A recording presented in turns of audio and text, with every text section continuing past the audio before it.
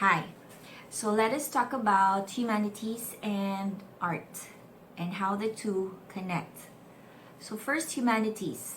It comes from the Latin word humanus, which means human, refined, and cultured. So you might be wondering, what does it mean to be human, refined, and cultured? So being human is more than just the biology of being a human being or a human person. So it's also about what you know, how you act, and how you understand the world.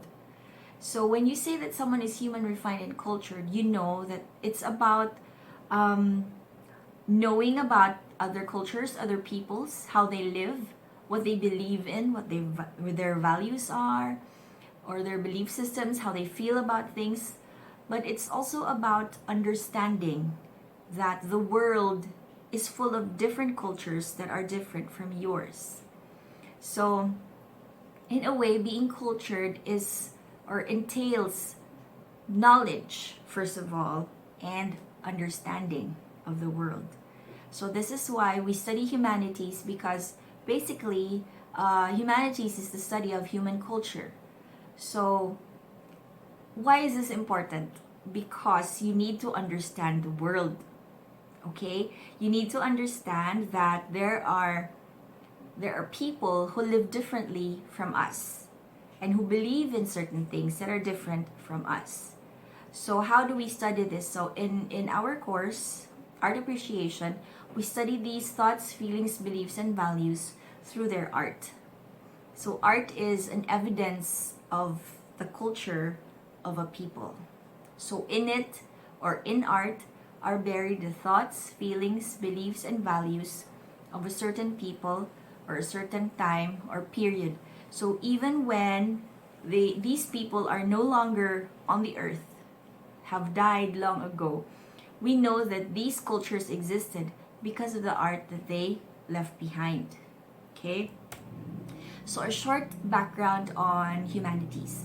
So, in medieval humanities, in the Middle Ages, or what you call the Dark Ages, this was during the 12th and 13th century, humanities, or the study of humanities, was centered on theology and philosophy. So, this was the interest in the concept of the eternal.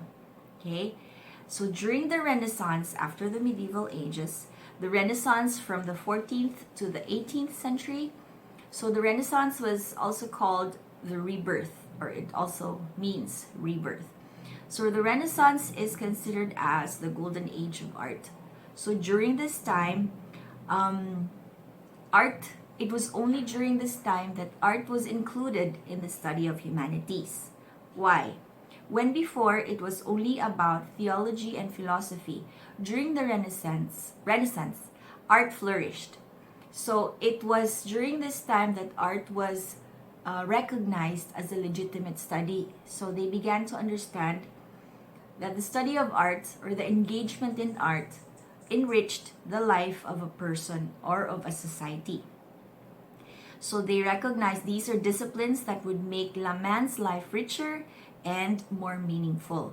So it flourished in terms of language, literature, fine arts, music, and philosophy. Now, in the 19th century, the study of humanities took a backstage because man discovered a new God, and this was science. So science ruled, and humanities took a backstage to it. So in the present time, humanities is a critical and historical study of art, and that is what we will be doing, a critical and historical study of art. So we'll be looking back at artworks from the past to understand what happened in the past, as well as understand why we are what we are now. So we study that through art. Okay, so next. So humanities as a whole in the academe includes the study of philosophy, ethics, jurisprudence, language, linguistics, and literary studies, art and art history. So for our class in art appreciation, we will focus on art and art history. So like I said, Humanities is the study of the human culture and the human condition. So it involves thoughts, beliefs, feelings, and values of a people. So when you look at the human culture and the human condition of the past, or how past eras lived, you look at their art to know what their culture was, what their beliefs were. So for example, we have here a painting of an Egyptian painting. This is called The Last Judgment of Hunefer. So this is from the Book of the Dead. It contains spells and prayers. So what you see is like a map, or these are paintings that you would usually find in tombs. So here we have on the upper side, we have Hunefer, who was a pharaoh. So Hunefer in front of the judges. So these are the judges who are seated.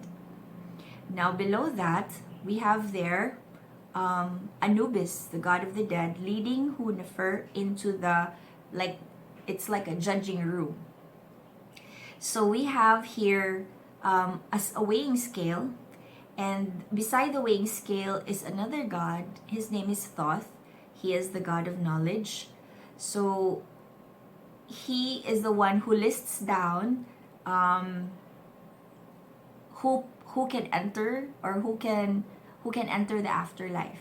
So that creature underneath the scales beside Anubis is, I forgot his name, but he's supposed to be the devourer of souls.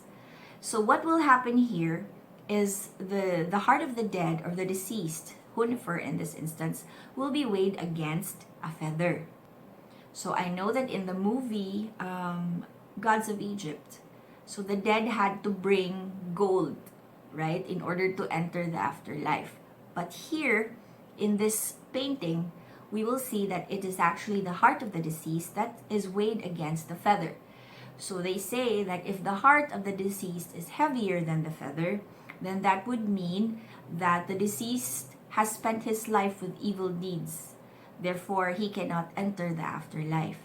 However, if the heart of the deceased is lighter than the feather, then that would mean that his heart has been made light with his good deeds, and thus he can enter the afterlife. So when we look at the painting, you see that the heart of Hunefer is lighter than the feather. So therefore, he is led into the chamber of Osiris. He's led by Horus. And then he meets with Osiris, who then welcomes him into the afterlife. Now both the movie Gods of Egypt and the painting is about Egyptian culture or Egyptian belief. So if you were to believe one over the other, you know that in the afterlife you have to bring gold, as the movie says, but here in the painting it means that you have to bring a heart filled with good deeds. Which one would you believe? Or which one do you think is closer to the truth of what Egyptians actually believed? So I would think that you would believe the painting over the film, because films are they don't really start off as, or they don't really intend to tell the truth, the whole truth, and nothing but the truth. You know, there's poetic license involved and there's creativity involved. So, but when you look at a painting like this that was actually from the Book of the Dead, so I think that would have more truth in it than what the film is trying to say, right? Okay. So what is the connection between humanities and art? So we said that humanities is the study of human culture and the human condition. And in studying the human condition, you look at their thoughts, feelings, beliefs, and values. So where do you see these things? These are the very things that are embedded in art. So the art of a certain people or a certain time period reflects the thoughts, feelings, beliefs, and values of a people, of a race, of a certain era or civilization. Okay? So next, what is art? art comes from the Latin word ars, which means skill or ability. So to define art, we have here a definition.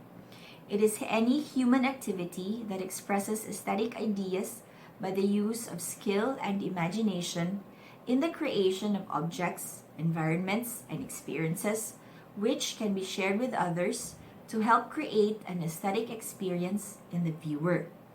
So it's a very long definition. Let's chop it up. So first, art is any human activity. So the first premise of that definition is that art is man-made. Okay, it is made by man. So many people have said that when I ask students, what for you is art? They will say art is nature. Art is the sunset. Art is the tree or the flower. Actually, nature is not art.